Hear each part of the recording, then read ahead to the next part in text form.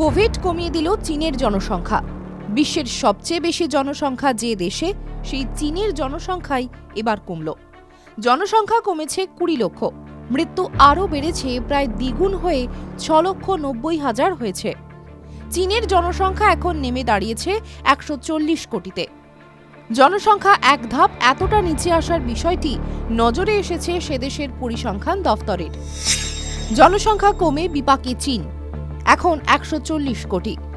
জন্মের হার কমেছে 50%, মৃত্যুর হার বেড়েছে দ্বিগুণ। জন্মের হারও কমেছে মাত্রাতিরিক্তভাবে। শেষ বছরে জন্মের সংখ্যা 90 লক্ষ।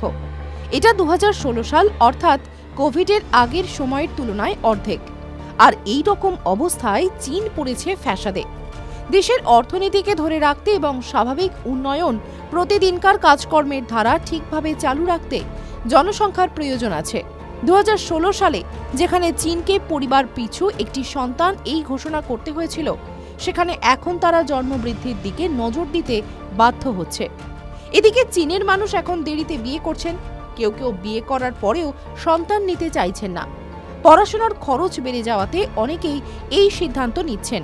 ফলে যে চীন জনসংখ্যার জন্য বিশ্ব পরিচিত ছিল এবং চিন্তিত ছিল, এখন হয়েছে উলটপুরাণ। TV9 Bangla digital.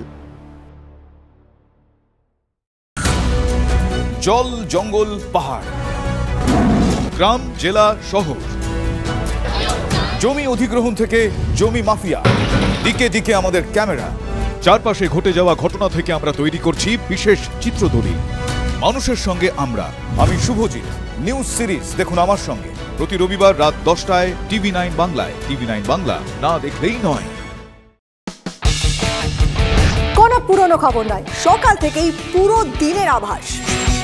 লোকাল থেকে গ্লোবাল,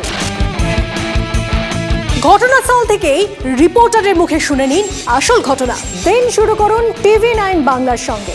সকালে প্রথম ব্রেকিং অ্যাট 7, সকাল 7টায়, সকাল 8টায় দেখুন 8 reporter 8 exclusive. News express at 9 দেখুন সকাল 9টায়। 10 খবর 10 রিপোর্টার অন দ্য স্পট সকাল 10টায়।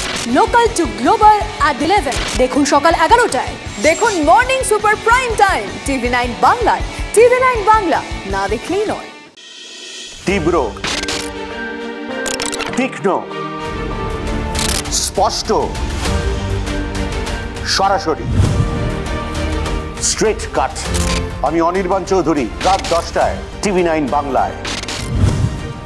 দেখুন স্ট্রেট কাট সোম থেকে শনি রাত 10টায় TV9 বাংলায়। TV9 বাংলা, না দেখলেই নয়।